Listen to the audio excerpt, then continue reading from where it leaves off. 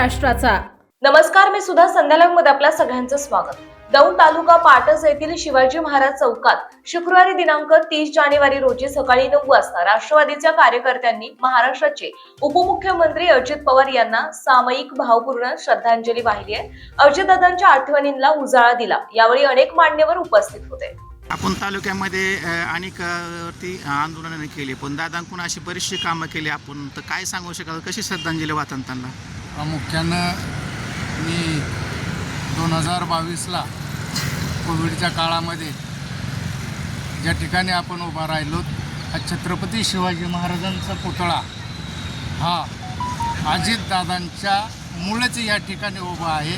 कारण हा पुतळा काढण्यासंदर्भात आणि काही तक्रारी झाल्या होत्या। त्यावेळेस मी स्वतः दादांना मुंबईला देवघरी बंगल्यावर सकाळी 6 वाजता दादांनी कोविडमध्ये सुद्धा मला वेळ दिला होता आणि ते देत असताना दादांनी मला सांगितलं, छत्रपती शिवाजी महाराजांचं मोठं स्मारक त्या ठिकाणी कर, मी तुला 2 एकर जागा देतो। त्या दिवसापासून मी अजितदादांचा फॅन झालो। मी जरी शिवसंग्रामचा पदाधिकारी म्हणून काम करत असलो तरीही केवळ छत्रपती शिवाजी महाराजांच्या पुतळ्यासाठी स्वतःहून एक स्वाभिमान म्हणून दादांनी 2 एकर जागेचा प्रस्ताव माझ्याकडून मागून घेतला आणि तो प्रस्ताव दादांनी कलेक्टरला पाठवला आणि सांगितलं हा पुतळा या ठिकाणी राहिला पाहिजे, मी त्या जागेची व्यवस्था करून तुम्हाला आदेश देतो आहे।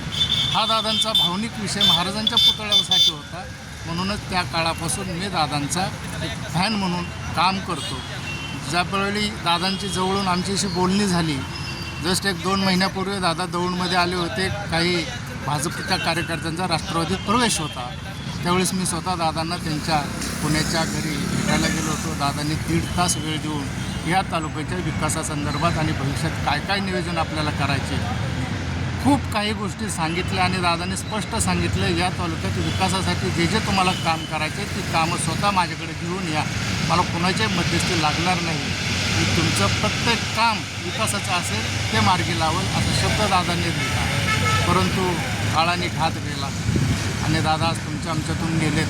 खरोखर आजही मन मानायला तयार नाही साहेब की दादा तुमच्या आमच्यात नाहीत, पण मी माझ्या शेवटच्या श्वासापर्यंत दादांचे विचार तळागाळामध्ये पोचवील, कारण असा धाडसी कर्तबगार नेता ह्या महाराष्ट्राला कोणी नाही।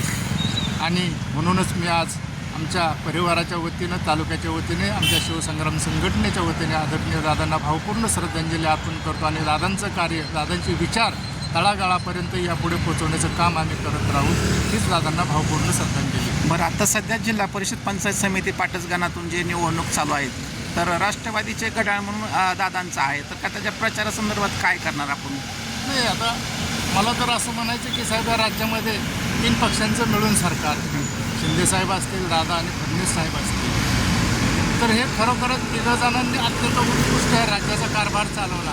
दादांचा त्यामध्ये मोलाचा वाटा आहे, सिंहाचा वाटा आहे, दादा अर्थमंत्री होते आणि जर हे 3 जण एक भावासारखे जर राज्य चालवत असतील तर माझी या सरकारच्या देवेंद्र फडणवीस साहेब मुख्यमंत्री, एकनाथ शिंदे साहेबांनी एकच विनंती राहील की आज दादा तुमच्या आमच्यातून गेलेत आणि दादांना जर खरोखरच आपण भावपूर्ण श्रद्धांजली म्हणून जर द्यायची असेल तर फडणवीस साहेबांना माझी हात जोडून विनंती की साहेब, पुणे जिल्ह्याची जिल्हा परिषद ही आपण टाय करावी आणि दादांना अखेरची श्रद्धांजली म्हणून दादांचा झेंडा, दादांचं नाव एकदा शेवटचं त्या जिल्हा परिषदच्या सभागृहामध्ये कोरलं जावं आणि हे भावपूर्ण श्रद्धांजली वाहण्यासाठी आपण जिल्ह्याची का होईना किमान दादांसाठी ही निवडणूक टाय करून बिनविरोध द्यावी, अशी मी देवेंद्र फडणवीस साहेबांना कळकळीचे हात जोडून विनंती करतो आणि तीच खरी या राज्य सरकारचे दादांना भावपूर्ण श्रद्धांजली ठरेल। आज रोजी आम्ही साध्या पद्धतीने मुख प्रसार चालू करतो।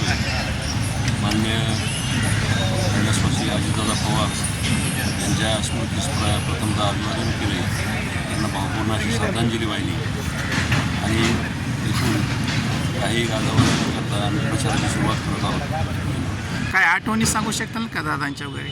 दादांच्या आठवणी खूप आहेत। दादांनी पाटासाठी खूप केलेलं आहे। पाणीपुरवठ्याची बंद पडलेली स्कीम 5 कोटीचा निधी देऊन चालू करून दिली आणि 2016च्या दुष्काळात ते पाणी गावाला मिळालं। फार मोठं काम दादांनी त्यांच्या माध्यमातून पाटसला करून दिलेलं आहे। तसेच आम्ही सातत्याने दादांच्या संपर्कात राहून वेळोवेळी बरीचशी मोठी कामं, जसं की तळ्याचं खोलीकरण, ओढ्याचं खोलीकरण, त्यात पवार फॅमिलीची आणि दादांची खूप मोठी मदत झालेली आहे. जाणा शिरसाईचं अस्तरीकरण असेल, नंतर त्याच्यात 3 ठिकाणी पाईपलाईन हायवे क्रॉसिंग असेल, दादांनी त्याच्यावर 5 कोटीचा निधी टाकला होता आणि तेही काम जवळपास उरकत आलेलं आहे. अशा प्रकारे दादांच्या रूपाने आम्हाला खूप मोठी मदत झालेली आहे आणि कधीही न विसरता येण्यासारख्या गोष्टी दादांच्या आठवणीत आहेत. असो, काळाच्या सत्तेपुढे इलाज नाही चालत. काय बोलू शकता दादांना, काय कशाच पद्धतीने श्रद्धांजली वाहू शकता?